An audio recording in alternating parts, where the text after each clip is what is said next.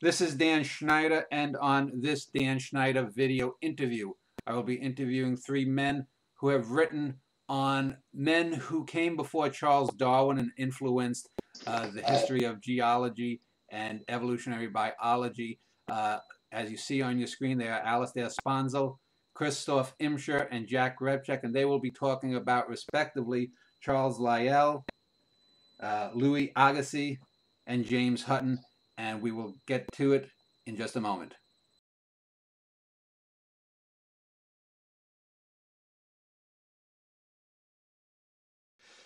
So in this segment, I would like to just have each of the three panelists introduce themselves. As you viewers can see, one of our panelists is here just by audio, and that's Jack Rebchek. So Alistair Sponzel, if you could take a few minutes, tell some of the viewers who you are, what your interest in geology or history of science is, and a little bit about Charles Lyell. Alistair? Hi, thanks for having me, Dan, and nice to you, Christoph. I Nashville, Tennessee. I'm in the history department, but I'm trained as a historian of science in particular. And my special areas of interest are in the history of exploration and the field sciences, including natural history, geology, and various sorts of ocean-related sciences as well, since the late 18th century. And I'm interested in running right up towards the present. Part of my work at the moment is the history of coral reef science. And, the book that I'm just finishing revisions on right now is a book about Darwin and his early career. And one of the central arguments of that book is that Charles Lyell, one of our figures for today's talk, was an even more influential part of Darwin's career than had previously been appreciated. So Darwin, of course, is the well-known protagonist of evolutionary biology, born in 1809 and died in 1882. But as it's not quite as well known, Darwin began his scientific career with great enthusiasm for the science of geology. Hold on, I'm gonna pause right here because okay, if you could please continue. So Darwin's early ambitions as a man of science were very much in geology in particular, and it's been well known that his ideas, both in geology and in thinking about the history of life, that is evolution, were influenced by Charles Lyell. But they were also, aside from Lyell being an author of great interest to Darwin, they were close personal friends. And I'm sure that's something we'll talk about. Yeah, I know with Lyell, he came after Hutton. And I know as a boy, one of the things that always sort of interested me in Lyell was when I first read his massive book on geology. I always found science books more interesting than fiction books when I was young, and the idea of the uniformitarianism and the layers of the earth and everything being laid down, and it always struck my mind that he must have had quite a keen eye for detail. It must have been only life, especially a couple of hundred years ago, going out into the field and just being there using what would now, I think, be considered, antique kind of equipment. What drew you to both Darwin and before him Lyell? Are you someone who has gone out on digs yourself? I've had the great pleasure of visiting some of the spots where both Lyell and Darwin did field work. Most recently, I was at Mount Etna in Sicily, which was an important spot for Lyell in the late 1820s. But as I say, my academic training is primarily as a historian, and what interests me about both Darwin and Lyell is really the interesting way that they blended interest in what you've described as field work, going out into the world, but also in theorizing. They were both prolific authors of scientific theories. And by author, I mean publishing significant works, and in Lyell's case, many, many editions of significant work. But also, they were responsible for ideas that not only have been attributed to them, but which have really shaped the work of lots of their contemporaries and people down to the present day. So for me, what's fascinating about both of them is the way they blend the experience in the field with enthusiasm for theorizing, which was not exactly appreciated by some of their contemporaries. Yeah, and I know one of the things that when I was very young, 6 or 7, 8 years old, when I first started going to the library and reading through both Darwin's major books and also Lyell's, I was like taken aback by just the staggering detail, these long books and just these detailed descriptions of rocks or fossils and whatnot. And for a lot of people, I guess it would be a dry read, but I always found it fascinating that people could describe in such minute detail these little things and then extrapolate upon them. Just a final question at this moment: to what degree do you think that principles of geology influenced Darwin's works? And I'll just say for folks who aren't familiar with the book, this is a 3-volume work by Lyell published between 1830 and 1833, Principles of Geology, which I'm glad to hear that you find it entertaining, because Lyell certainly was writing not just for his fellow geologists, was interested in captivating a kind of learned, broader public. And I can talk more about the kinds of audiences that Lyell was trying to engage. But yes, Charles Darwin read all 3 volumes of Principles as they came out one after the other.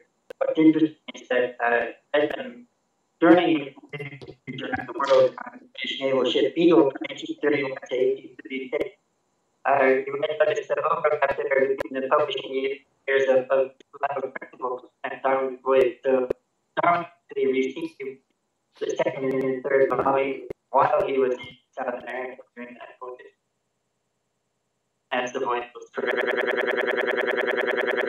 and then, of course, for the rest of his career as well. Okay, well, let me turn to Christoph Imscher now. Christoph is the expert on Louis Agassiz, and I finally, after all these years, got someone who could pronounce. I didn't know it was Agassiz or whatnot, but it's close enough to the tennis player Andre Agassi, I guess. And so he was the latest of the 3 people that we're mainly going to be talking about. I know as a child, I was fascinated. They used to have these little pocket books as a kid, and the story that always fascinated me the most about Agassiz was the story that sometime, I guess in the 1830s or 1840s, he had been studying glaciers, and he predicted, because there had been some mountain climber lost up in the Alps, and he predicted where the body must have fallen into the glacier, and he was able to predict something like 25 or 30 years later that it would come out at a certain valley, and sure enough, it did within a few months of his claimed prediction. And I always thought that was just so cool, and I remember thinking, boy, to be able to live to see that would be to see the physical confirmation of a theory like that he could. Story, or is that? Then tell us a little bit about yourself and the man. Well, there's many apocryphal stories, and that's one of them. There's some of them do check out. Some of them, that might be different. Agassiz was a great inventor of things about himself, and a great propagandist. He was very good at advertising himself. And one of the things that, pronunciation of Agassiz actually raises an interesting point. Agassiz in French means magpie. Thieving magpie basically was one of the epithets that got attached to him, because one of the really kind of interesting things about his theory of glaciers is that it was actually a collaborative thing. Many people had come up with ideas that Agassiz then took and synthesized and created into or reinvented it in his own theory, essentially.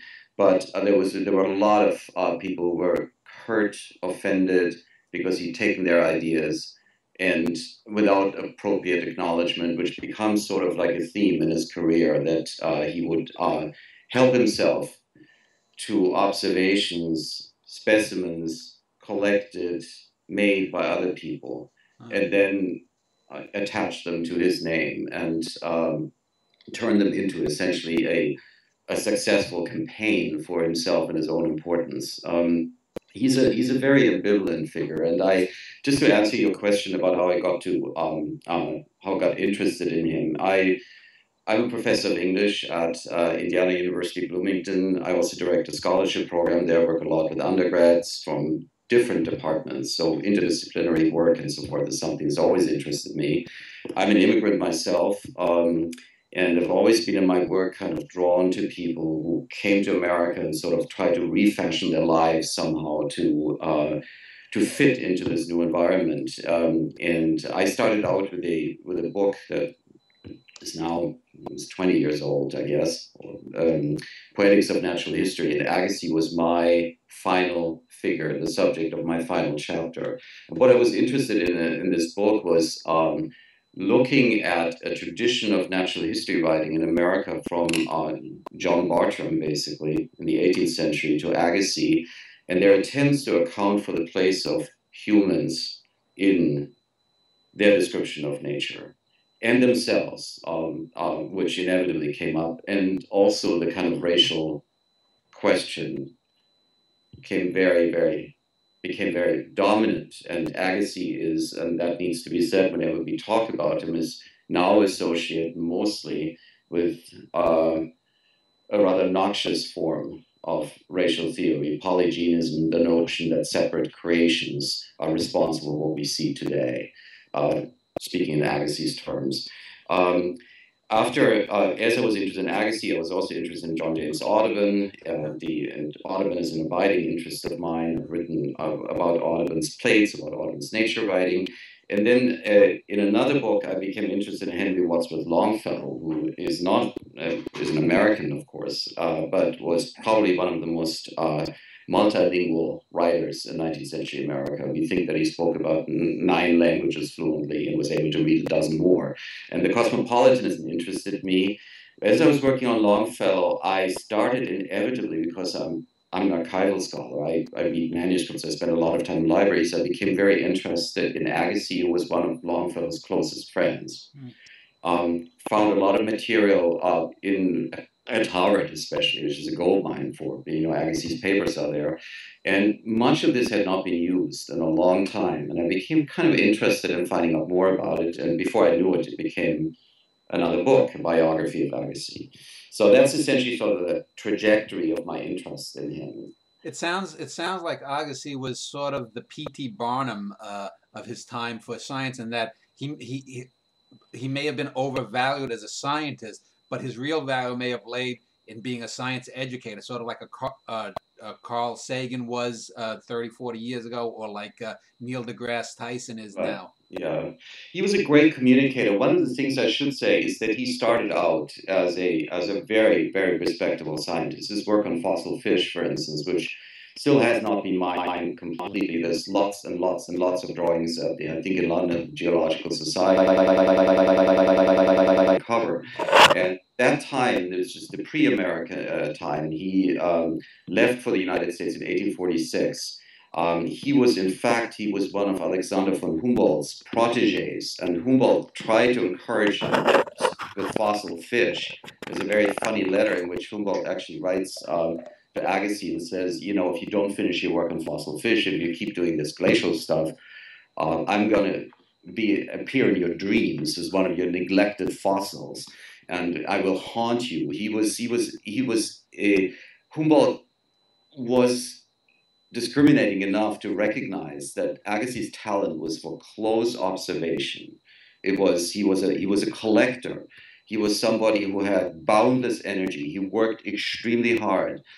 He was passionate, and Humboldt loved these qualities in him. There's a story about Agassiz, and this is actually one that he that he repeats himself a couple of times, and it's just convincing enough to ring true that when his eyes had kind of given out from too much observing, and he couldn't see anymore, he would take a fossil specimen and actually taste it with his tongue because he wanted to get that close kind of sensory approach. And this kind of passion in Agassiz was a wonderful thing, and it ignited an entire country when he came to the United States. People would collect for him wherever he went. The problem was that Agassiz jumped too fast, too quickly from the evidence to conclusions that he drew, and that he was hampered in a way by a rather rigid ideological framework that constrained what he did. And there were people who recognized that. And Agassiz, I think, at some point himself knew what he was doing, but it was too late for him to stop. There's a tantalizing entry in a journal by one of his students, Henry James Clark, where Agassiz confesses to him that when he writes things, he doesn't even look at specimens anymore, because he essentially had run out of time. He was just producing, organizing, collecting. And it was too late for him to stop. Darwin was smart enough, Darwin and Asa Gray, his colleague at Harvard, were smart enough to recognize what was going on with Agassiz. And they swooped in and basically undermined him, which is one of the glorious stories of 19th century science. Yeah, I know science history is littered with people who had wacky beliefs. The most famous, of course, being Newton. I'm thinking of Lord Kelvin also had some beliefs that were out there.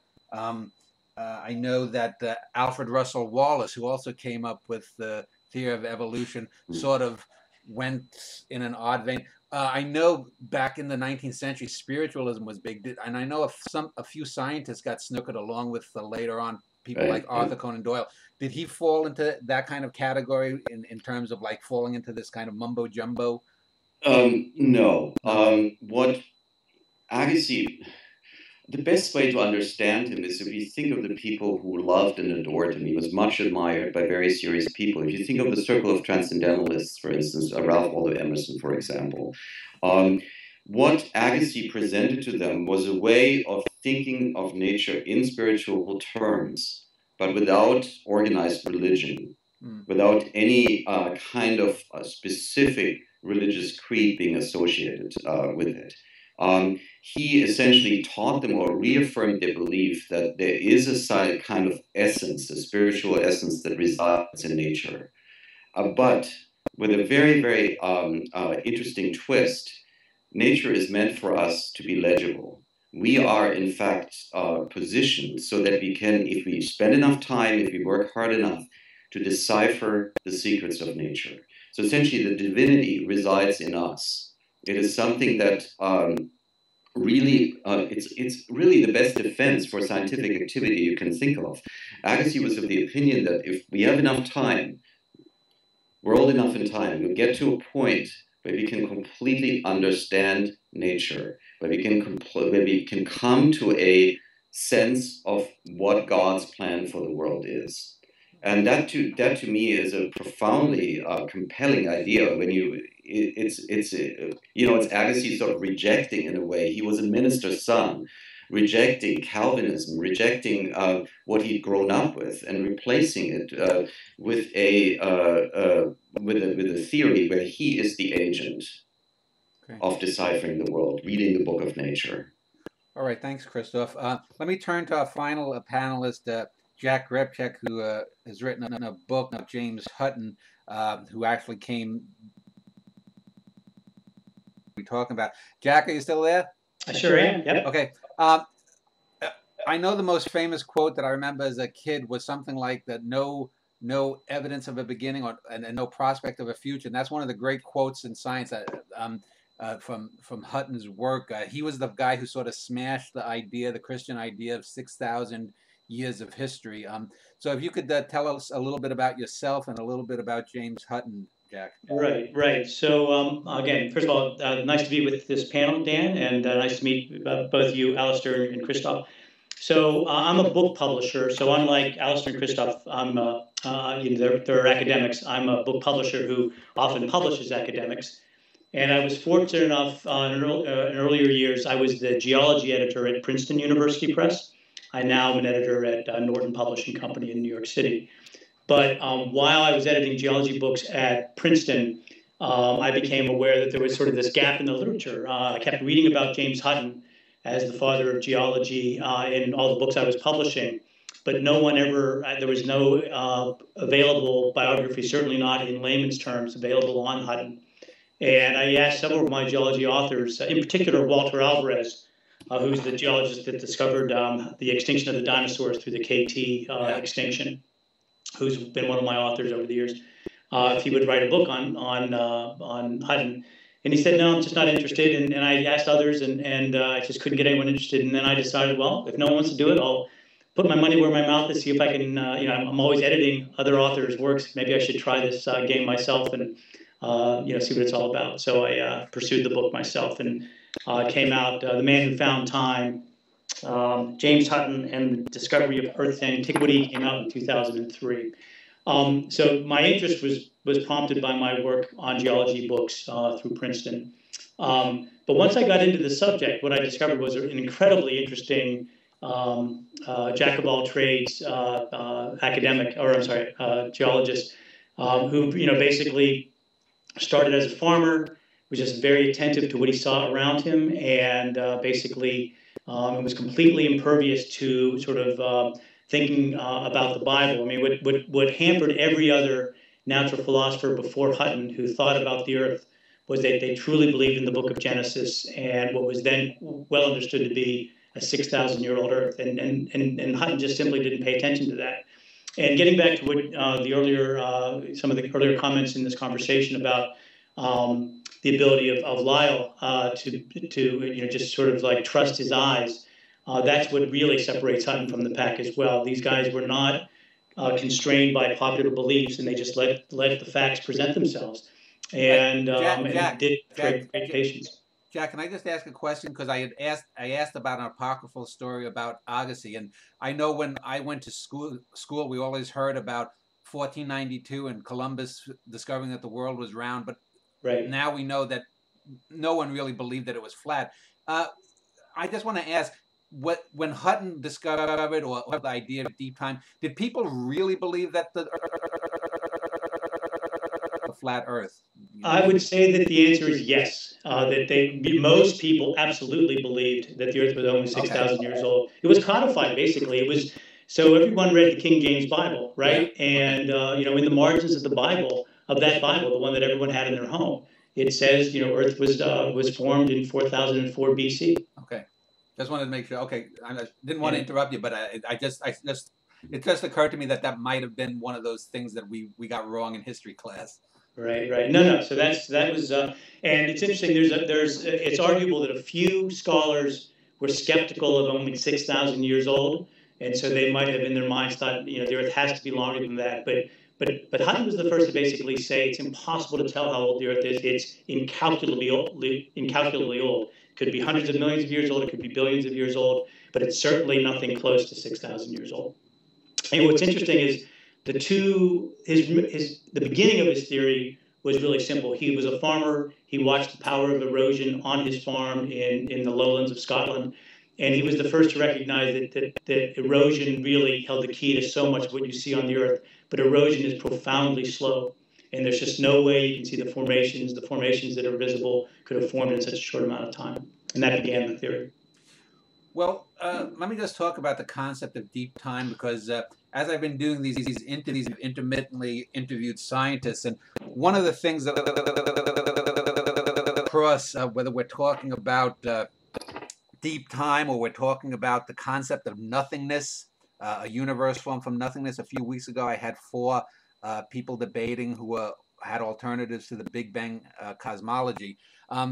Human beings seem to always run up against the wall when it comes to things that are beyond the day-to-day ken of human beings. So there's a kind of comfort in believing that there may have been a God or something that started things. The idea that the Earth might have been only a few thousand years old.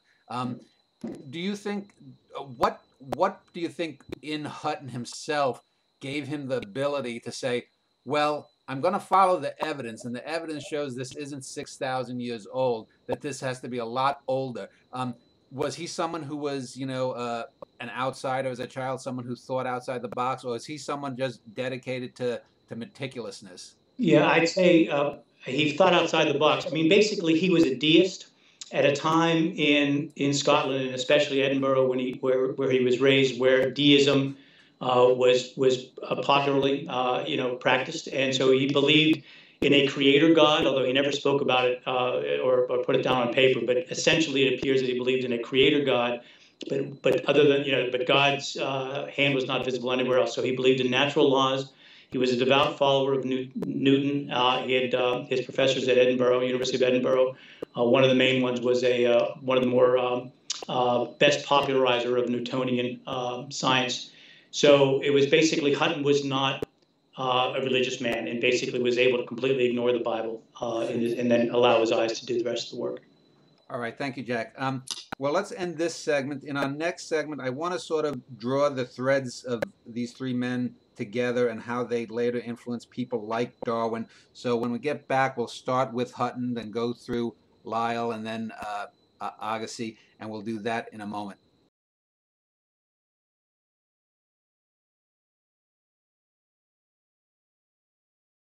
All right, in this segment, I want to go sort of chronologically and sort of look at where the state of geology was a few hundred years ago and how successively Hutton, Lyell, and then Agassiz had impacts and how they may have impacted each other and then the people who came after them, people like Darwin. So let me start with Jack Repchek this time. Jack, you briefly laid out a little bit of what Hutton was facing, but let's talk about like the British Royal Society and what was was it a conservative time when Hutton came along? I mean, we talked about the 6,000 years, but what was change about to come? Was it sort of inevitable? Was Hutton someone who, if it wasn't Hutton, was someone else, or was Hutton someone who fundamentally did the moment? That he was pretty fundamentally unique. He's sort of the Elvis of the history of geology, because what he battled was this entrenched belief that you could somehow shoehorn the history of the Earth into the 6,000-year-old time frame. And to be perfectly honest, and this might be something useful for this discussion, Dan, is basically the connecting the dots that leads to Lyell. Basically, Hutton's theory was really in danger of being strangled and sort of dying off with his death in 1797, if not for two of his followers, who basically lead to Lyell. So I thought maybe I'd mention this a little bit. So Hutton basically presents his theory to the Royal Society of Edinburgh, and that's really where it took hold in 1785. And then he wrote a long brief that was published under the auspices of the Royal Society of Edinburgh in 1788 that describes his theory, but especially then the conclusion that the Earth is profoundly old. Basically, there's a lot of criticism of that paper, and Hutton is shocked to find out that people don't believe him, and that the biblical age of the Earth continues to be dominant. And in fact, the publication was probably sort of the official distillation of where thought was at the time was Encyclopedia Britannica, which was in fact Edinburgh, and Hutton was friendly with the general editor of Britannica. But Britannica argued vociferously and aggressively that the Earth was 6,000 years old and that Hutton's theories were kind of crazy.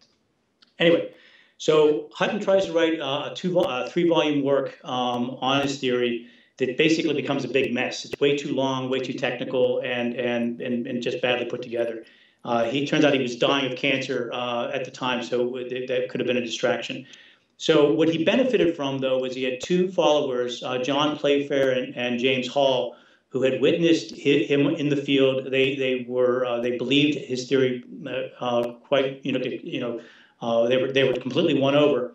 And Playfair then wrote another book after Hutton died, called basically, the Observations of Professor Hutton. That was the book that Charles Lyell then read many years later. So it was Hutton's work as interpreted by John Playfair that was Lyell's introduction to Hutton. And then, what's great about Lyell is that he, in the 4th page of his first volume, he mentions that what he's about to present is, credited to James Hutton, who was basically the guy who really was the first to figure out how old the Earth was. And again, connecting the dots, as someone I think Alistair mentioned this, but I was having trouble hearing him. Darwin was given the first volume of Lyell's book when he left Plymouth to go to begin the voyage of the Beagle, and he read the first part of the book on his way to the Cape Verde Islands, where he basically saw some evidence on St. Iago, I think is the name of the island, that demonstrated. And again, Alistair, since you're an expert in coral reefs, I believe it was a coral reef that Darwin witnessed that had been uplifted about 30 feet above sea level, that was completely intact, and there was no way that an intact coral reef could fossilize like that, if not for very slow motions on the part of the Earth's dynamism. And anyway, go ahead, Alistair. What are you going to say? It was it's something very like that, but not a coral reef exactly, but a white sedimentary rock, a layer that was uplifted up into the country, but which was still perfectly level, which suggested that that was. Okay, hold on. Put up again here. Okay, Alistair, if you can continue with what you were saying. So this is at as Jack said, the island of Santiago in the Cape Verde Islands, the first landfall of the Beagle voyage in early 1832. And Darwin saw not a coral reef exactly, but a white layer of sedimentary rock that had been uplifted in the island, but which had been uplifted and remained level, that is to say, horizontal in the position that it must have been laid. And to Darwin, as Jack said, is a sign of some kind of very gradual, not necessarily meaning just slow, but equable in the sense that it didn't cause a disruption of the level of the bed itself. And so this was the Cape Verdes. This was done the voyage of the Beagle, and the Cape Verdes are off of Africa, North Africa, correct? Yeah. So it's their first landfall en route to the coast of Brazil. So they left the south coast of England, tried to go to Tenerife, and were not able to land there. And so the Beagle, as a passenger on that ship, made their first landfall in the Cape Verde Islands. All right, Jack, if you can continue. Yeah, well, so my point was that what's interesting is that the connecting of the dots from Hutton to Darwin is very direct. It's Hutton, Playfair, Lyell, and then Darwin, and it's quite interesting. And just to get back to, since the overall conversation here is about Darwin and the influence of these three great scholars on him, it might be worth mentioning that the dominant, in addition to biblical chronology and most geologists believing, trying to shoehorn their theories into the quite young Earth, the way they did that was through what had become in the early 19th century was an area, sort of a type of interpretation called catastrophism, which Agassiz is part of that tradition as well. And Agassiz was influenced by Georges Cuvier, who is a great French scientist. And basically, after Hutton had passed away, and during the time that Playfair was keeping his memory alive, Cuvier, not that he was anti-Hutton, but he was studying the geology around Paris, and theorized that basically there had been a series of floods, great floods, and maybe as many as 6. And the last one was about 5,000 years ago, and that became interpreted as Noah's flood. Yeah. So basically, Darwin was taught geology first at University of Edinburgh, which again was where Hutton lived, but he was taught by an anti-Huttonian by the name of Jameson, and then he transferred to Cambridge, and he was taught by another geologist there, Sedgwick. But these guys all believed in a catastrophe, in a universal flood, and that's how they were able to explain the unusual geologic formations all over the Earth through basically the flood happening, the water going away through one form or another. There's a lot of theories as to where the water went.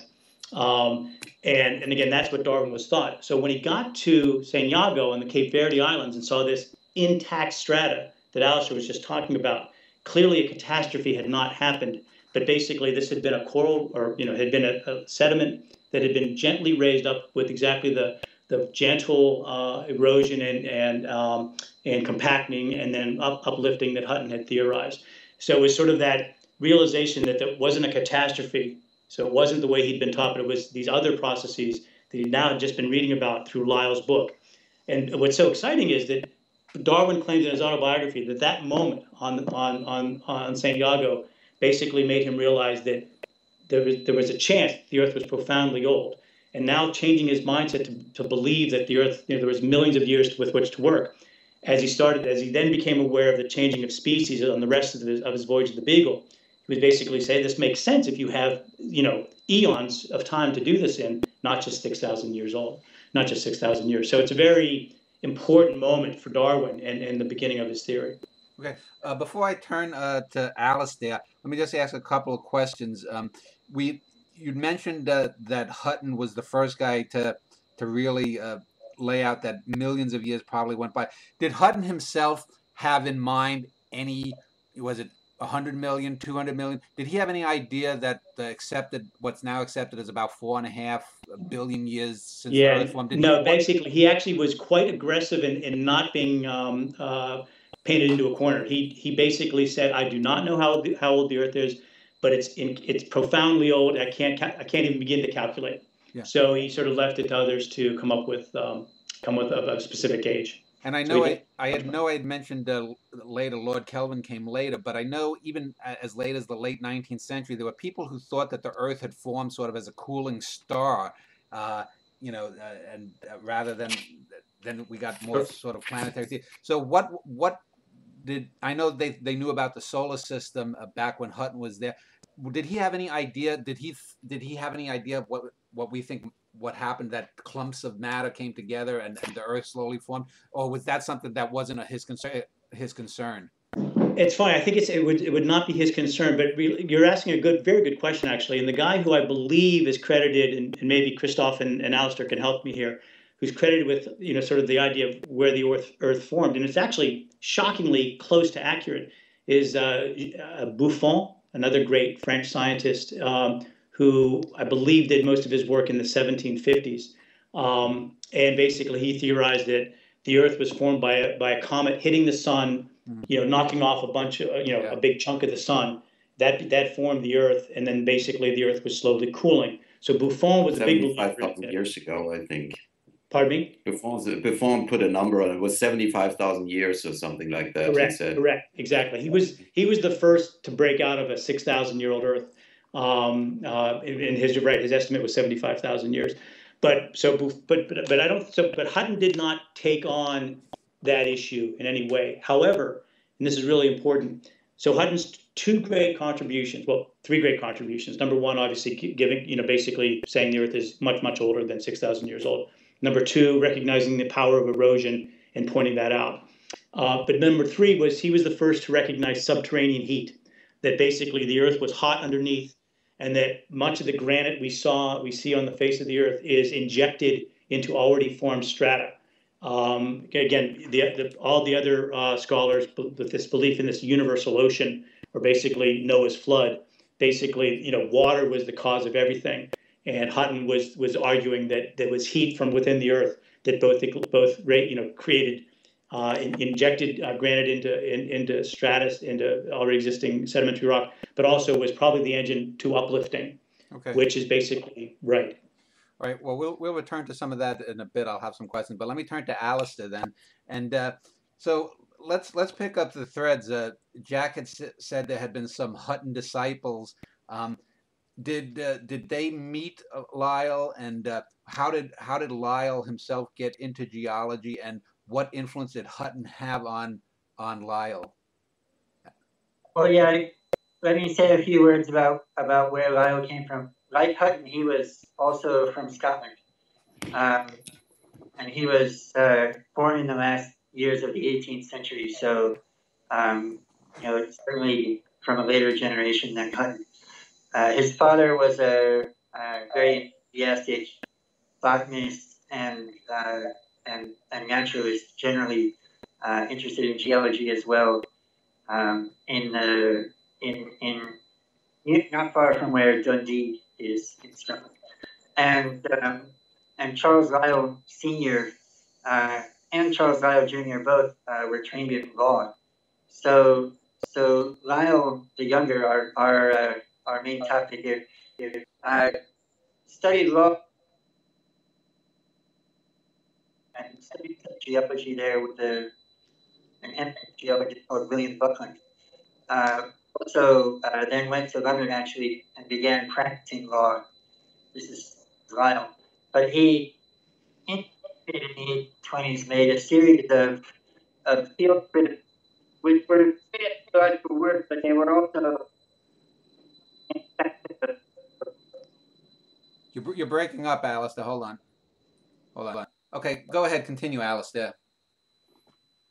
So Lyell in the 1820s was practicing law, but also taking a series of geological field trips to continental Europe that were, as I said, serious geology, serious work, but also in the fashion of a trip to see classical sites and that sort of thing.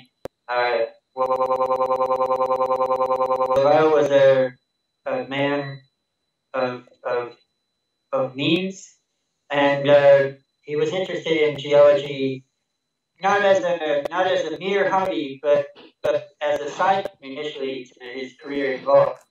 But his life began to fail him, and so he gradually gave up the law because he had trouble dealing with the paperwork, and began to commit himself full time to being a geologist, which is to say, to being the author of books on geology, as well as various articles in the periodicals like the Quarterly Review. So by the late 1820s, Lyell had decided to turn his attention full time to geology.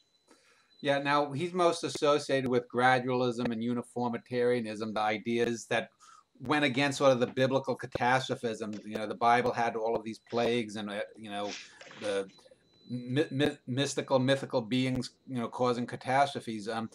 But yet now we know that it's a little bit of both. You know, you can get meteors that come and wipe out whole genera and if not kingdoms. And we also know that by and large, though, you know, things do accrue.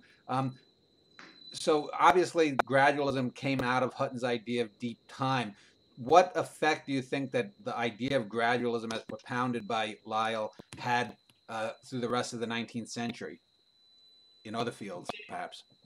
It was considerable, but I feel like it's worth saying a little bit about the richness of the overall discourse in the science of geology in the early 19th century. So although Lyell himself, in that first volume of the Principles of Geology in 1830, cited Hutton enthusiastically, several of us have already mentioned geologists from France, geologists and paleontologists like Georges Cuvier or Buffon.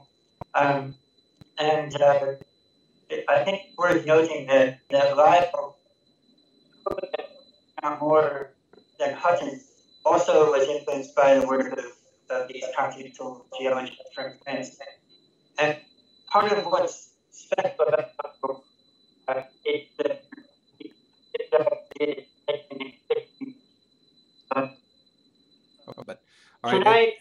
let me do a test. Their influence, direct influence on Lyell. You have a second? Go ahead, Jack. So it's just very interesting. So I mentioned there's John Playfair and another guy named James Hall, who were his young, basically people who joined him on his field work and became firm believers.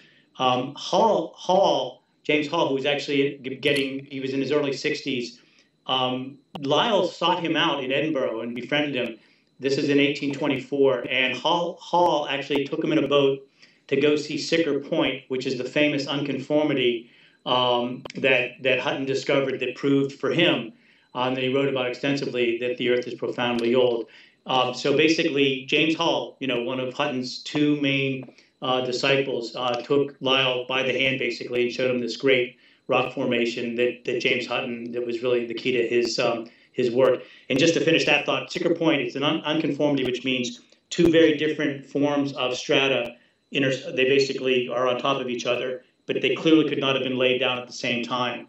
And so for Hutton, it proved that, again, there's just no way this type of stratigraphy could have happened in one fell swoop, like a universal ocean, indicated. But I think it's interesting that Lyell actually did meet with one of Hutton's main disciples. Okay, Alistair, if you could just finish up on your thoughts on Lyell. And thanks for that, Jack. I wanted to say that Lyell was a brilliant restoration. I mean, he adapted from his training in the law to his work as a geological author, and so he did a very nice job of advocating for that Scottish tradition back to Hutton. And I suppose it's worth just mentioning a little bit what this idea of gradualism was that we've talked about. It's more than merely an argument about the depth of Earth history, and the term itself, gradualism, is several that were coined to refer to similar phenomena. So uniformitarianism in the early 1830s was coined in opposition to this other term that we've used, catastrophism. Uniformitarianism being the side that Lyell and retrospectively you would say Hutton as well have formed. But the argument that Lyell advocated in Principles of Geology was that both an argument about the nature of the history of the Earth and, equally important, an argument about how to practice geology.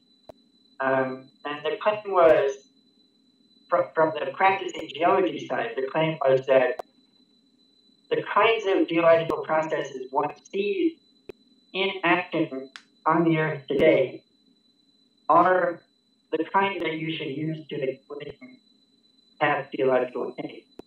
And furthermore, the book is meant to demonstrate that the kinds of geological processes in action today and the intensities we keep mentioning today are sufficient to explain what we see as the history of the Earth through the study of geology. So as I say, it's about practicing geology by reasoning from what you see around you in the natural world to the past. And then you clear Lyell was not unique in arguing that. There was among speculative geologists in Britain that was absolutely interested. All right. What was... All right. Yeah, you're breaking up a little bit again, Alistair. So can you just finish up in a sentence or two? And what was distinct about Lyell was the argument that present-day causes that we see in effect, so erosion as we see it now, was indeed adequate to explain what here. Okay, thank you, Alistair. So let me turn to Agassiz again and Christoph Irmscher. I know as a kid, I most associated Agassiz with the glaciers, but let's talk about how he got into geology. And was he, since he came on the continent as opposed to these two Scotsmen, was he influenced in any way by the works that preceded him? Absolutely. He was a student of Cuvier's. He worked with him in Paris. That's also when he met Alexander von Humboldt. So he came out of this this continental natural history tradition. He was probably, which is kind of interesting to think about, he was probably the most cosmopolitan of all these scientists in terms of his training. This is a guy who started out in Switzerland. Actually, he was a mountain, he was of mountain folk origin, essentially. He came from rather a humble background, but he was driven essentially to expand. He started out in Zurich, studied in Heidelberg, Munich, and had to promise his family he would become a medical doctor, which didn't work out. I mean, he did get his MD, but he never laid hands on a patient. He also got a doctorate in natural history and ended up in Paris working with Cuvier directly. he ended up in, partially to sort of appease his family, he ended up back in Switzerland again in Neuchâtel at a rather provincial, it was essentially a preparatory school. Sometimes it's referred to as a college, but it was essentially, he was working with adolescents when he was there, and very quickly began to develop interest in glaciers and spend more time up in the mountains than with his family, which is something that Humboldt called him on. He said, you know, just be a father to your family, not to the people you're hanging out with in the mountains. Where he became very fused many things that he had heard from mountaineers, from people who knew the landscape intimately, became interested in the movement of glaciers. And one of the crucial things for him was to explain the kind of striations that you would observe on rocks. He was especially interested in boulders and how they traveled. And there's sort of an interesting connection with Lyell.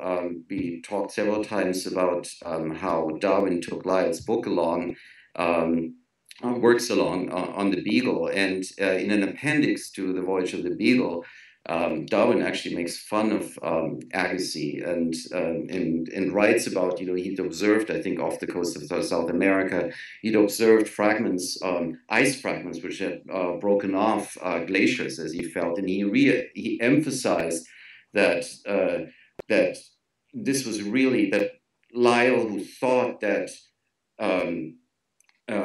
water, essentially, or rocks that are carried by icebergs, are responsible for these striations. And he reaffirms that in the Voyage of the Beagle. And he makes fun of Agassiz. He says, you know, how absurd is this imagined period of excessive refrigeration that Agassiz seems to be advocating. What happens, and this is a rather extraordinary thing, that Agassiz, taking these different theories that he's, different observations that he's encountered, he fuses them into this elegant theory of the Ice Age. Ice Age is actually not even his term. It's something that he's taken from an unfortunate college classmate of his, Schimper, who was completely eliminated from Agassiz's theory. Agassiz doesn't even mention him in his book when he finally publishes about it. He takes that and basically exports it to England. And there's a crucial crucial date in 1840. Agassiz speaks at the meeting of the British Association for the Advancement of Science and explains what he's been working on. And one of his converts, actually, a rather surprising moment, becomes William Buckland, who is the main, essentially, or the most kind of popular proponent of catastrophism, and arguing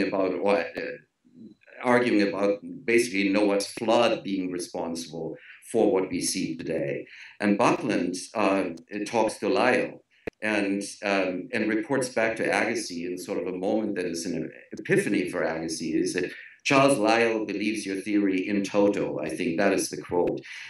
Little problematic and an oversimplification, but essentially this is where sort of the different kind of strands meet, I think. And Agassiz becomes, in a sense, a uniformitarianism with sort of modifications, but modifies the theory to suit his own needs. So in Agassiz's view, essentially, the world is ancient. There's no doubt about that. He accepts that. Probably in the response to Hutton, he says at one point, we know there's one unbroken thread that goes from the beginning to the end. We know the end. Why we don't need to worry about the beginning if we can't figure out when it all started. That's what he says in one of his essays. But the Ice Age, essentially sort of a vast ice sheet covering the northern hemisphere, explains for Agassiz what he really needs to believe in, separate creations. Because if everything gets wiped out, if all life on Earth gets wiped out by an ice sheet, that really explains why God, so to speak, needs to start all over again and create things anew. So rather than sort of arguing for a totally unbroken thread, in reality, he says there's this rupture, which essentially allows me to continue to believe in the discontinuity of species. And that becomes sort of the dividing point between him and Darwin. And Darwin does something very fantastic when The Origin of Species comes out. He actually quotes Agassiz in favor of his own work. And he essentially says, and this is a rather brilliant moment, he says that once pervasive glacial climate can in fact explain why Arctic species can be found in different parts of the world, because they'd migrated across tracts of land that have since become too warm to sustain them. Bingo. So what you've done is actually a favor. You know, with Agassiz, we have his copy of Origin of Species, which Darwin, in one of those wonderful moments in the history of natural history, sends to him as a complimentary copy. And Agassiz marks it all up. It's in Cambridge. You know, he's furious, but you know, Darwin is always one step ahead of him, and he essentially says, you know, even the parallelism theory that Agassiz also is associated with, where sort of embryological. The history of the species and also the history of natural history of the Earth as a whole. Ontology recapitulates phylogeny, that kind of thing. Exactly, and he basically says that would be beautiful too, and I can use it for my theory as well, if it weren't, as he says, just a dream at this point. So he inserts that final moment there, and so that's something that's just too, you can't make these things up. How Darwin from England is sort of orchestrating Agassiz's demise in Cambridge using Agassiz's own work to his benefit. Well, were they sort of rivals in the way that Marsh and Cooper in America, you know, the famous bone wars that came a few decades later between, what was it, O.C. Marsh and... Edward. Yeah. Yeah. Were they rivals? Were they sort of friendly rivals? They started out actually not as rivals. Frenemies, as we would say in the modern. Were they frenemies? Well, frenemies, maybe. Agassiz was directly responsible for, in many ways, for Darwin's barnacle work, because he had, in fact, mentioned investigation of barnacles as one of the great desiderata in natural history. And Darwin, you know, spends years and years and years dissecting barnacles, you know, putting an enormous amount of work into that. And Agassiz provides him with information, with specimens. One of the interesting things is the conversation between these two men never entirely stops, because Darwin, which is an indication of his genius, I think, realizes that Agassiz is useful to him as a storehouse of facts, which is precisely, as I said earlier, what Agassiz was great at. You know, precisely observed, careful facts of natural history. And Darwin writes to him and says, hey, can you tell me something about that? And at a later point, when things have become very complicated between the two, he'll ask Asa Gray to go to Darwin and to Agassiz and ask him. And when that doesn't work out anymore, he writes to Alexander, Agassiz's son, and says, well, can you help me with that? So the communication between these two never quite stops. And Darwin does respect Agassiz, not for his theories, not for the racial stuff that Agassiz spouts, but as sort of a natural history investigator. Yeah. Let me ask you, let me end this segment with a question to you, Christoph, and then we'll go into the next segment on all three men. It seems to me, as a child, I remember, and some of the things you're stating seem to back that up, that since Agassiz was more involved with the Ice Age and glaciers and that whole idea coming to the force that there was this time when the Earth was in a deep freeze, or most of Europe at least, it seems to me that Agassiz, more so than Hutton or Lyell, was responsible for the idea of making fossils come alive. It wasn't dinosaurs, but the idea of woolly mammoths and saber-toothed cats and mastodons and whatnot. Yes. I always associate that with Agassiz. And also the fact that glaciers, despite being slow by human standards, still within a lifetime you could see movement, unlike the rocks. So to what degree do you think that Agassiz was more successful as in propounding his views and getting sort of a science celebrity? Do you think it had to do with the fact that some of his stuff, his ideas, were provable within his lifetime, and that the Ice Age itself, whereas uniformitarianism and deep time are interesting concepts, they're not the spectacular things? I'm thinking of painters like Frederick Edwin Church or or Albert Bierstadt, who had these grand, the Cathedral of Yeah. God. And to me, Agassiz falls more into that his ideas were more big. They were out there. They were more on the edge. They were more sexy, as we would say. To what degree do you think that was so? They were, and one of the things, but as you mentioned this early on, Agassiz was a great educator. He was, at a time when Darwin essentially stayed at home and let other people fight his battles for him publicly. Agassiz lectured all over the United States. His lectures were tremendous occasions. People were enthralled with him. He was the guy who would bring specimens with him. He would bring fossils into the classroom. He would take his students outside to catch, as he called it, to catch nature in the act, to surprise it, in the sense that he had little. He could only do this a couple of times. Agassiz was ambidextrous. So what he would do, he would be at the blackboard and let's say draw a fin of a fossil fish, which is something that he knew a lot about, and then he would say, "So what do we do from here?" And then he would kind of slowly reconstruct the entire specimens. At some point, he would draw with his right hand, and somewhat the left hand came out, and he would draw with both hands. At which point, people basically fainted in the audience because they'd never seen anything like that. One interesting fact that I forgot to mention earlier, Lyell and Agassiz. Agassiz came to the United States in 1846 as a Lowell lecturer.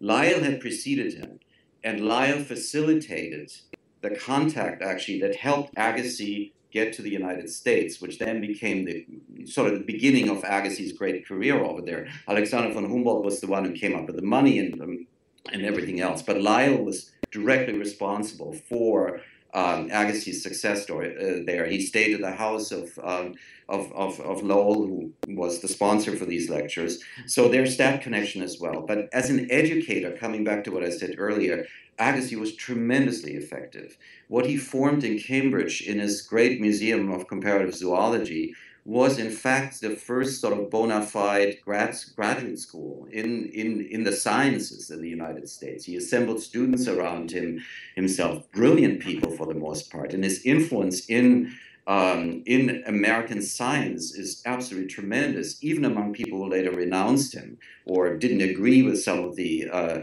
assumptions of his work. They had still been trained as naturalists, as field naturalists, by Agassiz personally, who modeled the kind of investigation that he felt was important for him. So that is the kind of the abiding influence that he has on American science. In fact, a couple of years ago, a book came out, Oxford University Press book, Agassiz's Heirs, and that was essentially sort of current field workers tracing their influence back through their teachers all the way back to Agassiz. Agassiz's racial theories are not mentioned in the book, as far as I can recall. But that is essentially the unbroken line that goes from Agassiz to some of the work that's being done today. Okay, well, thanks, Christoph. Let's end this segment. In the next segment, I want to talk about the legacy of the men scientifically, as well as critical reaction and how their lives and their careers have been viewed over the last couple of centuries, and we will explore that in our next segment.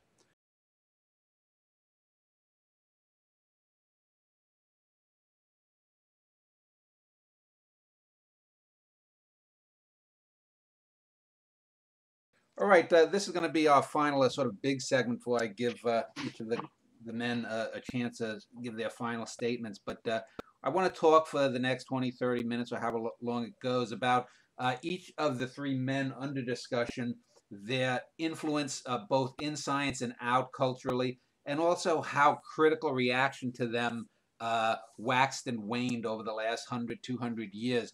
I wanted to pick up and start with Jack Repchak and talk about something that he had mentioned in our last segment, and that had to do with James Hutton being the first person to talk about or to seriously take the idea that the Earth was heated below. And it seems to me that maybe not a direct line, but over the 150 or so years, that this would have had some influence on Alfred Wegener's later theory of continental drift. Was that something that got sidetracked? Can you talk a little bit about that? I think you're right, Dan. Hutton, I think his legacy is actually quite robust. Since over the last 200 years, and he's in a good place. And it's not so much Wegener's theory of continental drift, because if I remember correctly, Wegener was a geographer, and he noted that this remarkable fit between South America and Africa, but didn't have an engine for what could have possibly broken up that landmass like that. But it was then the theory of plate tectonics, which of course proved Wegener correct. And the theory of plate tectonics, which is only 50 years old, really, was sort of begun in the 1950s and basically nailed down in the 1960s and early 1970s. But basically, plate tectonics is all about subterranean heat and heat driving the plates. And so there's no question that the reigning theory of geology, plate tectonics, which is essentially as important as the theory of evolution in the life sciences, owes a debt to Hutton and his great insight in subterranean heat. Well, let me ask you. I know in popular culture, think of the Victorian era. I think of H.G. Wells, and I think is it the Wells or Verne story, Journey to the Center of the Earth? In the 19th century, did people actually think that there was a hollow Earth, that it was honeycombed, or is that just a misconception? Did Hutton and did he have an idea that there was a heated core of the Earth, possibly? So, as far as and based on all my reading, Hutton didn't think much about what was underneath the Earth, what was if there was a core, and certainly had no sense of all the various parts that now we now know make up the Earth. However, what is really interesting about the Neptunists, or the people that believe, the geologists that believed in sort of the watery Earth, again, all these things we've been talking about, the Great Deluge, universal ocean, all that. One of the theories that was quite popular and kept coming back up when people said, okay, what happened to all this water? Did it just evaporate? And a lot of people, and basically these biblical, geologists would basically say, no, there must be big caverns within the Earth in which a lot of the water, went to as well. So you had this sort of picture of, kind of a honeycombed Earth, which it had become, where a lot of the water from the Great Deluge went, in addition to it evaporating away. But I would say that the early geologists were kind of punted on the issue of what's underneath the surface of the Earth, and again, that's a very modern construct. Did Hutton have any idea of the Earth being heated below and volcanism? He kind of didn't take a stance there. The reigning theory of volcanoes was that they were very much just right under the surface. So there was no sense of a hot mantle being drawn up from deep within. It was basically maybe coal deposits, maybe petroleum deposits, something that was not too far below the surface was somehow ignited. And so there was not a good understanding of why volcanoes happened. And Hutton basically went along with those, but he didn't really talk a lot about volcanoes and what their sources were and what they, how they mattered. Again, that really is a plate tectonics, discovery of the importance of volcanism. Now, I've talked a bit about Hutton and his scientific influence, but the idea of deep time, since it did displace this sort of Bishop Usherian view, did Hutton have any influence in sort of the philosophical thought that came after, that people maybe outside of the sciences were saying, well, okay, wait, if the Earth is not 6,000 years old, if it's millions or tens or hundreds of millions of years old, what else in the Bible may be wrong? Did the idea of deep time, was it something that was, pivotal in outside of just, the small area of geology? Did it have any philosophical impact on European philosophers?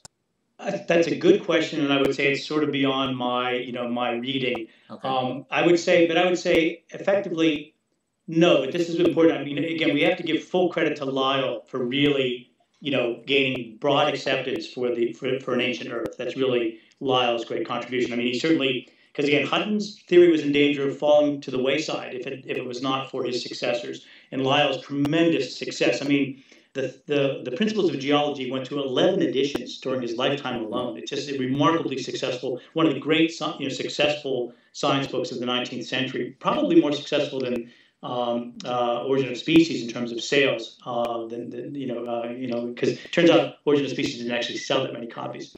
But I would say this: my understanding of a lot of sort of fundamental Christian belief right now is acknowledge an ancient Earth, and all the arguments are over sort of when humans came along.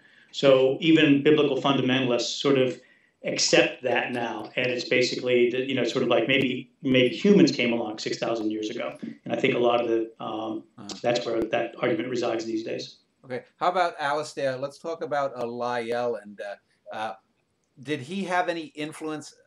His ideas of gradualism or uniformitarian, whatever you want to call it, did this have any effect on, say, people who were doing racial theorizing, or people who were, was evolution itself, the Darwinian or Wallacean ideas, was that somehow sort of a spiritual godson of uniformitarianism? These ideas were all found up in Lyell wrote extensively about species. Can you all right? Lyell wrote extensively about species, and he did this in Principles of Geology in 1831. So while Darwin was just a 22-year-old heading off on the Beagle voyage, Lyell was, I think it's important to say, a very devout Christian, and it's easy in retrospect to take for granted that there's some kind of intrinsic conflict between science, serious science, and Christian belief. And really, the contrary is true for many of these folks. As Christoph described for Agassiz, an enthusiasm for reading the book of nature, assuming that it's authored by the creator, whatever you call that creator, was a huge motivation for a lot of the work in geology and natural history in the late 18th and early 19th century. And Lyell was no exception. And although Lyell believed in the great antiquity of the Earth itself, he had great difficulty envisioning humans as particularly antique. That is, he thought human history was quite a bit briefer. And when Darwin's theory of evolution became known to Lyell, first in private because Darwin was his young protege, and then of course when Darwin went public in the late 1850s with this theory, Lyell had great difficulty in offering anything more than a lukewarm endorsement for the implication, which was merely implicit initially in Darwin's work, but for the implication that humans somehow belonged in his system without some separate spark of divine intervention that was the history of humankind. Yeah. Okay. Christoph, let's talk about. You had mentioned a couple of times the racial theorizing of Agassiz. You said that that's sort of been overlooked. I'm wondering, was that something that was in his lifetime, or that was overlooked, or did he have any influence, for example, on the eugenics movement? Some of the people and the people of the late 19th, early 20th century. Yeah, absolutely. One of the puzzles about Agassiz is, I mentioned he comes to the United States in 1846. There's really no real interest in race or anthropology before he leaves for the United States. And it's not that European naturalists were not thinking about that. There's just no, Humboldt writes about it extensively and in ways that, Agassiz would then come to reject. But Agassiz's interest in race really develops when he's in the United States, and it's part of his attempt to make himself relevant to the American discussion. Having a view on race is something that positions you in that field where you matter, where you have influence. And it's combined with that is what is probably some kind of visceral reaction to racial difference that he's just not used to. And a desire to reaffirm, in a sense, the Caucasian sort of bond that unites him, the immigrant, to all these American scientists that he works with. So there are these various things. He has the rather unfortunate distinction of, in a sense, pioneering, at least in the American context, the use of the camera for the documentation of what he believed was racial inferiority. So these terrible photographs that he commissioned, they were made in South Carolina in 1850, that he was hoped to use as evidence for biological differences between the races that would also help him make the case that these were not just incidental or not just aesthetic, as Darwin later argues, but that they were in fact specific differences, as if they were different species. And that's not the only time he does that in his life. When he goes to Brazil in 1865, 1866, he engages in a far more extensive project that this time he monitors himself, of having photographs taken, especially of people that he thought of as racially mixed, again, with the purpose of documenting that there were indeed very real biological differences. And we have those photographs. They are at the Peabody Museum in Cambridge, and they are the ones that people have become very interested in recent years, essentially as a sort of documentation of the noxiousness of racial thinking in 19th century America. That said, there's not a lot of evidence that Agassiz used these photographs, except for one or two occasions, in his public appearances. Whereas racial theorizing becomes most relevant, at least politically speaking, is in 1863, when he's actually approached by the Freedmen's inquiry, and he's asked officially, and this comes, from the Lincoln government, Lincoln administration. He's asked to weigh in on what to do with all those freed slaves. What are we going to do with them? What does the future of America look like? And there he comes out essentially as sort of the anticipator, the guy who anticipates in many ways Jim Crow. He's arguing for a segregated America, and he does that very, very prominently in letters that he sends to the Freedmen's Committee, where he argues in sort of ludicrous scientific ways, ludicrous from a scientific point of view, that we need to remove essentially those tempting Black women from impressionable young white men. And that's sort of the browning of America that essentially happens when we just at this cohabitation as possible. Now, these are not original ideas. You find Lincoln when he's on the campaign trail, you find him saying things like that. Just because I want to free the Black woman doesn't mean I want to marry her. That's one of those unfortunate statements. But Agassiz has this authority of a Harvard scientist that he puts behind those statements. And the report that the Freedmen's Inquiry then submits is absolutely influenced by Agassiz's thinking. He has a successor at Harvard, Nathaniel Southgate Shaler, who essentially becomes a proponent of of a version of eugenics. So that influence continues and continues and continues. So in that sense, since you asked about influence comprehensively, this is a completely noxious influence.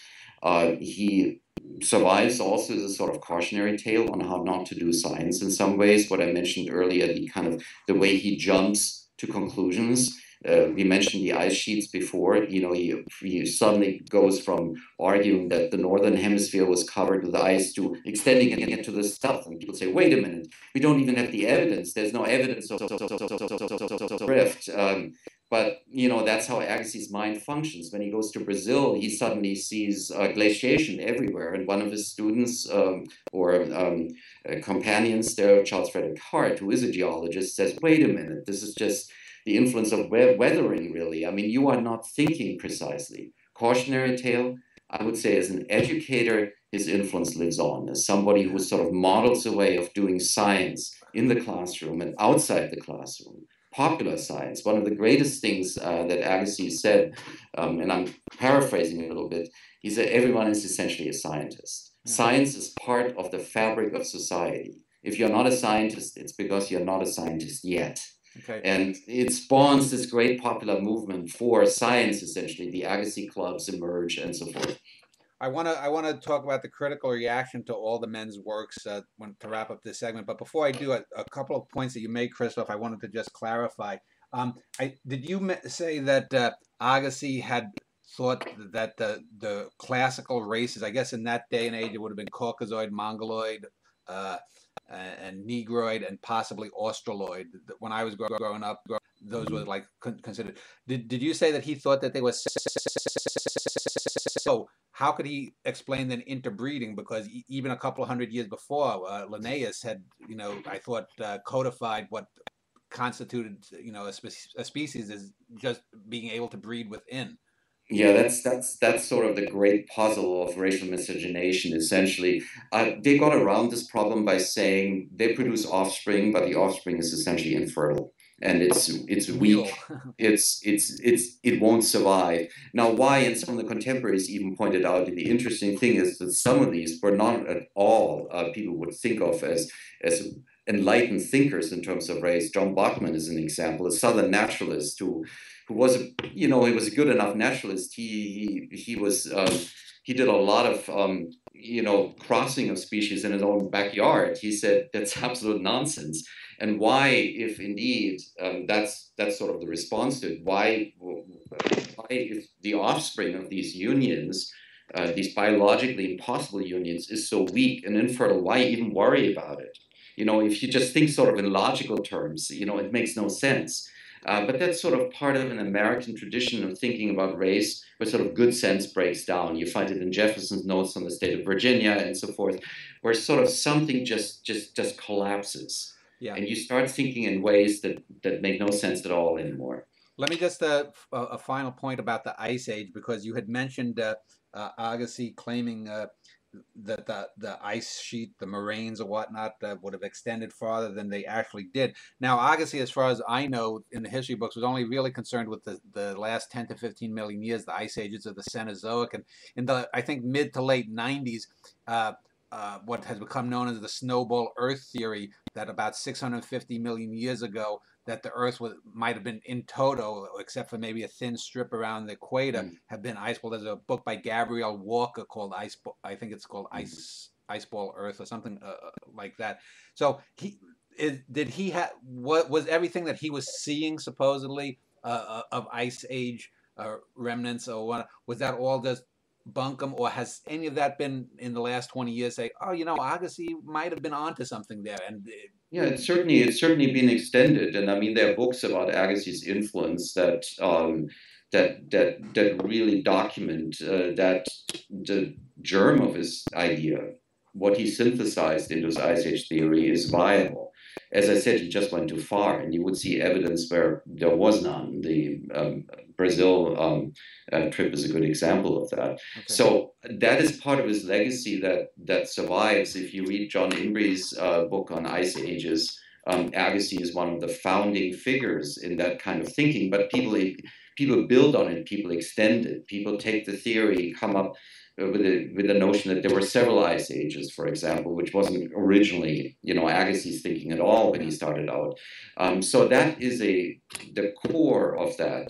If we think of it not as Agassiz's theory, but as a theory that he developed in collaboration with many others. Schimper I mentioned before. Charpentier is another one who needs to get credit. One of Agassiz's students, Karl Vogt, was involved in that type of thinking. If you think of this as a sort of collaborative exercise, yes, and one of Agassiz's tragedies, or the tragedy of Agassiz in a sense, was that he was a genius at forging these collaborative collaborative work, but then in moves that maybe are still familiar today, would claim it all as his own.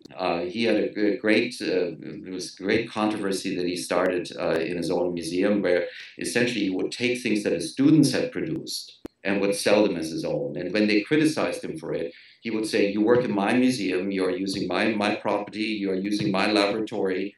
What you do in my museum is mine." Okay. Let's talk a little bit about the critical reactions. Let me go back to Jack. Since Hutton was the first of this trio to appear, scientific reaction, there had to have been, I would think, a church reaction. Yes, so there was, and basically the critics were pretty vocal, and he had very few supporters. So basically, the key publication that got Hutton, that created the controversy was his 1788 publication, which was sort of about a 100-page brief published by the Royal Society of Edinburgh, and that was when you talk about what of Hutton's works propagated. That was the one that really got into popular circulation, and the criticism was immediate and vocal, coming from both the clerical side and the scientific side. Again, basically biblical geologists quickly rallied around the biblical idea again and declared Hutton's work crazy. And really, it was the key to Hutton's work continuing was John Playfair, and that book that was published in 1803, which was the one that Lyell later read. If Playfair had not come to the aid of his now deceased predecessor, Hutton's theories would probably have died off. So the critical response was aggressive. It was quite anti, and it really depended on his disciple to win the day. Okay, Alistair, how about Lyell? Since he came a little bit later, was the ground sort of softened by what Hutton did?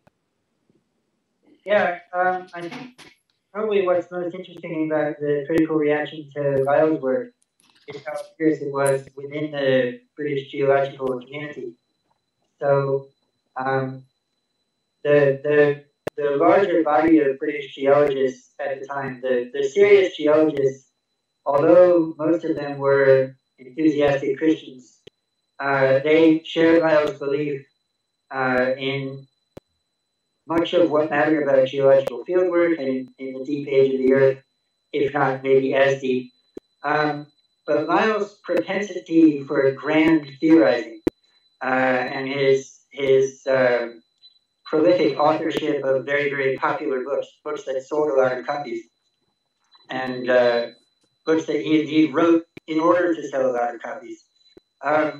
This kind of theory-oriented approach was something that really irked a lot of his fellow geologists. And he didn't really have any disciples until a young man came back from a 5-year voyage around the world.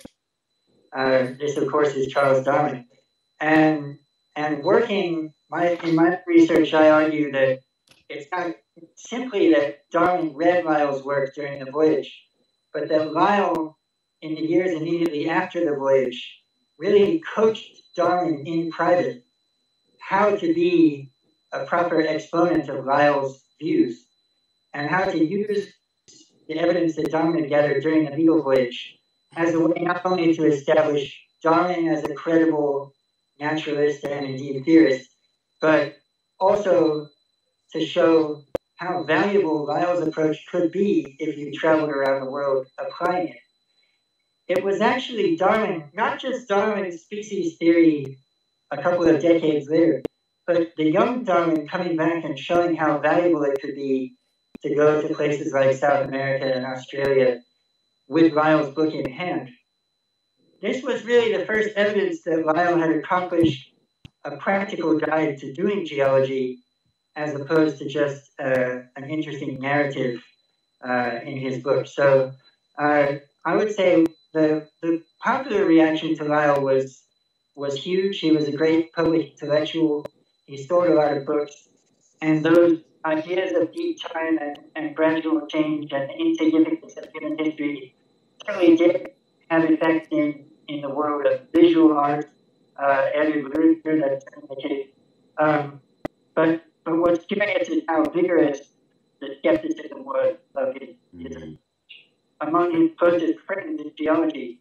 And Darwin's influence back on Lyell really was in offering a test case for someone who'd actually tried to do geology the way Lyell advocated in places Lyell himself had never visited, and could offer the argument that Lyell's approach had for considerable proof.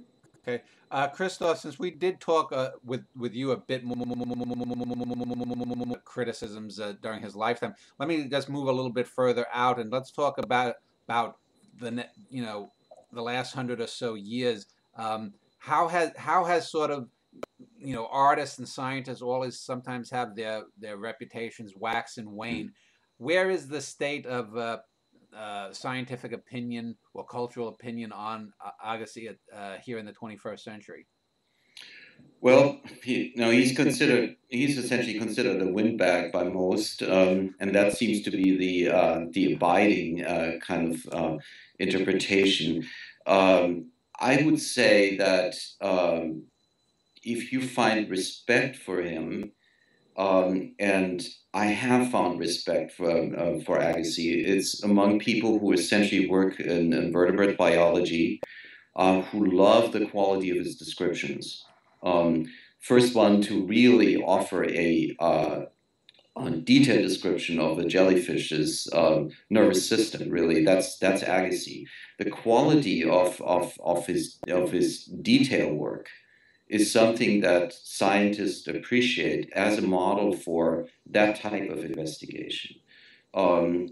Then, in a more sort of institutional history point of view, I think it's probably safe to say that Agassiz was in love with being a scientist.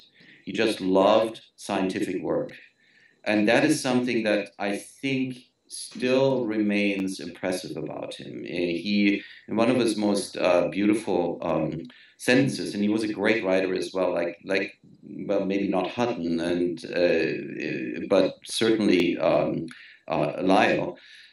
He was a great stylist. And in one of the images from his work that I really love, he says, "The world is like the geologist's puzzle box.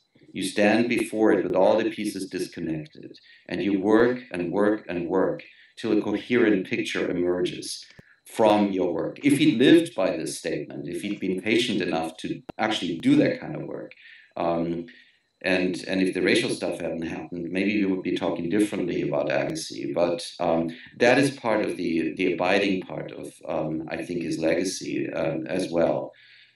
Okay. Jack, where does Hutton stand now in the 21st century, critically and culturally? Yeah, no, I think again, I think he's really survived beautifully. Modern geology. Lyell wrote the first great textbook. Certainly, plate tectonics. He doesn't. Plate tectonics is now a big part of the field, but Lyell didn't disagree with. I mean, plate tectonics only sort of gave a dynamic engine to what Lyell observed. So no, the field of Hutton is now thought of as the father of geology. There wasn't even a field called geology really when Hutton was doing his work.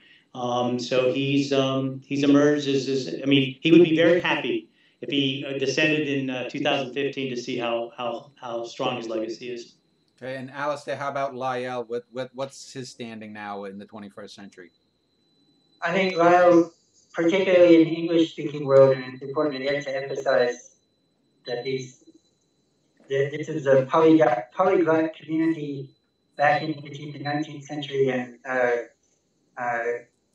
science increasingly has become monoglot as practiced now. But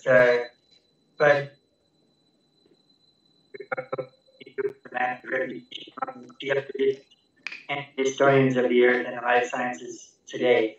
I think a typical part of that is for his influence on Darwin and the way in which people take Darwin's theory of the natural change of organisms one generation to the, but just the Lyell's arguments about the gradual change in Okay. years.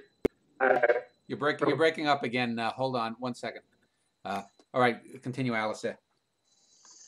So the idea that Darwin's vastly influential work on the history of life was essentially the application of Lyell's graduate ideas from the study of Earth history to the study of the history of life. That's of course where Lyell's great reputation lies today. It's not entirely,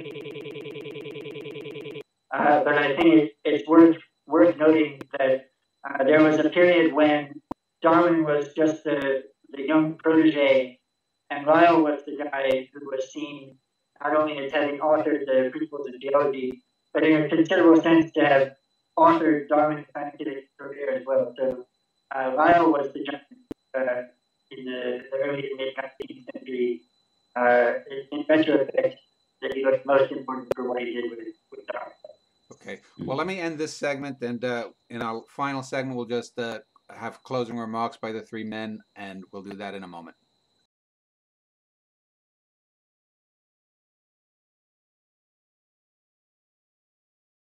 All right. I think it's been a productive show, and I'd like to wrap it up by giving each of the men a chance, a minute or two, just to say whatever they want to say, or if they want to, if you have a website or a book about your subject, here's a time, and I will link to all three men's websites or their books below this video. So, Jack, let's start with you and give you a couple of minutes here.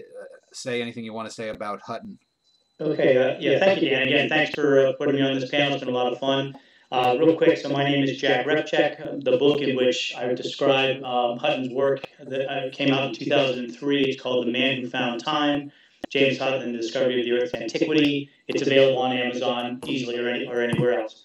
I just wanted to give a couple things. Dan, you had mentioned earlier you were trying to find the precise quote that Hutton's famous for, and I thought I'd give it to our listeners. The quote itself is, "We find no vestige of a beginning and no prospect of an end." So that was basically essentially the bumper sticker motto for the ancient Earth. So that's the famous quote. I think what the legacy of Hutton is, you had a profoundly original thinker. I mean, I mentioned earlier, trying to be, maybe I was trying to be too witty, but I think of him as sort of the Elvis of early geology thinkers. He came out of nowhere. He was an amateur scholar. He did have a medical degree. He not only did he get his bachelor's at University of Edinburgh, but then he got an MD. It would be now called an MD in Europe. So he was a doctor of medicine, but he never practiced medicine. But he was a great observer of nature, and he took that to an extent that most people could only dream of. He was also an amateur chemist, and getting back to the issue of subterranean heat. It was his work in chemistry that allowed him to start thinking about that. And again, that sort of came out of nowhere at a time when chemistry was really in its infancy. And again, I think his legacy lives on through where the field of geology is right now. I'd like to mention one last sort of final thing, a couple things just to sort of connect the dots. Alistair's mentioned this, the important connection that Lyell and Darwin had as friends. And they were. I don't know if it's come up yet in this discussion because I couldn't quite make out everything that Alistair was saying, but Lyell and Darwin were really incredibly good friends. And when Wallace sent the paper that basically had the theory of evolution in it, he sent it to Darwin because Darwin was known to be, the keeper of sort of this theory through a couple of papers he had written up privately and circulated. Basically, Wallace wrote the paper, sent it to Darwin, and said, "Would you please show this to Professor to Charles Lyell at the Linnean Society, so he could, publish it." And it was Lyell who was sort of aghast that Darwin had been trumped, knowing that Darwin had come up with this theory, 15 years earlier. And it was Lyell then, and along with a guy named Hooker, who basically allowed for the joint presentation of the papers, the famous. The fact that Darwin's paper and Lyell's and Russell's paper were presented together at the Linnean Society, that gave them both first credit for evolution, but that was a huge move on Lyell's part. And the final thing I want to just mention is we talked a little bit about catastrophism as one of the sort of mindsets of geology that Hutton and Lyell had to confront. So it's interesting. Gradualism or uniformitarianism has sort of ruled the day in geology ever since Lyell and Hutton. But one of my authors, who I mentioned, Walter Alvarez, who came up with the KT extinction theory that an asteroid or comet hit the Earth 65 million years ago, and thus that created the mass extinction that led to the extinction of the dinosaurs.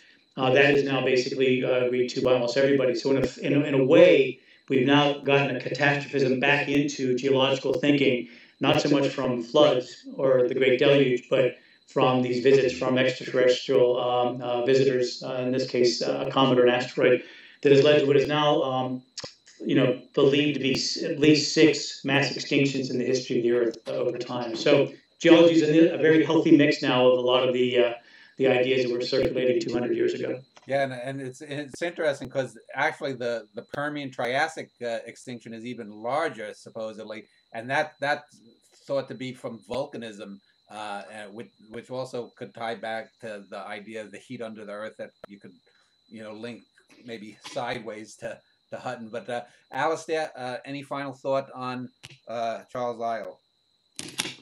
Sure. Since it's come up a couple of times, including just now with you, I'll mention that Lyell and Darwin both were fascinated by the makeup of the interior of the Earth, and they both thought that volcanism and earthquakes were linked through some kind of hot fluid substance under the crust. And Lyell, although he did not have an idea like the idea that now goes by the name of plate tectonics, he was equally interested in the movements of discrete areas of the Earth's crust. It's just that Lyell believed that these movements were vertical. They were up and down movements that were responsible for the changes in whether was above or below the surface of the ocean. And so there are great similarities between certain elements of Lyell's work and the idea of plate tectonics, where for Lyell it's about vertical and up and down movements. In plate tectonics, it's about these horizontal movements and collisions of plates. And I want to be clear that I'm not suggesting that Lyell anticipated plate tectonics, but that in both cases, ideas of areas of the Earth's crust having particular geological histories of their own was an important one. If I could, rather than just closing by mentioning Lyell alone, just point out the fact that all three of the folks we were speaking about had trainings in science and careers in science that, with the exception of Agassiz, would look very unconventional today, but which were not at all unconventional at the time. And I think Christoph's right in emphasizing just what a spectacular institution builder Agassiz was, and that's really something that made it unusual in science in that period, in managing to systematize scientific training, create procedures and structures for doing so using Harvard. But it's so easy looking back at past science and past scientists to compare which of their ideas still seem to hold water today and which ones seem antiquated. And I just want to use the fact that Hutton and Lyell both came into science as an enthusiasm rather than initially as a career to make money, to make the broader point, if I could, that so much of the social world of studying nature, so much of the kinds of audiences that existed for reading scientific books like Lyell, this was a different and much more open kind of scientific world than this world we have today. So, along with these other figures, is the way that their properties, their social environment, Okay. played in not as a accompaniment to their scientific careers, but really as a crucial constituent to their study. All right. Thank you. Christoph, final thoughts about Louis Agassiz? I just want to offer two different images. One of them is a little more familiar. During the earthquake in Stanford, it was 1906, I think. Agassiz's statue on the Stanford campus fell off and ended up head in the ground. It was quite a spectacular sight. The image got reproduced a number of times, and a Stanford student is supposed to have quit. And that's something that David Starr Jordan reports, that Agassiz was great in the abstract, but not in the concrete. And I want to turn this around and basically say he is, in fact, great in the concrete, not in the abstract. These are some of the things that still abide about him, this enthusiasm for looking, for the absolute passion for scientific inquiry he had. You know, this is the guy who would plunge into the water with his microscope because he couldn't get the jellyfish out of the water since they wouldn't survive. So he went to them rather than getting them out. This is sort of a fantastic image. His seaside laboratory that he had in Hutton was a pioneering kind of thing. So the other image I want to offer is something, and I know Jack can't see it, but it's something I really like. It's a little ruler. I don't know if I hold it up if people can see it. Yeah. It is from the Spencer Microscopic Company's lens company in Buffalo, New York, and it says on it, "Study nature, not books." Louis Agassiz. Not something that I want to show necessarily my students, because obviously I expect them to study books, but that is sort of the opposite image of Agassiz, you know, somebody who wants to get us to the thing itself.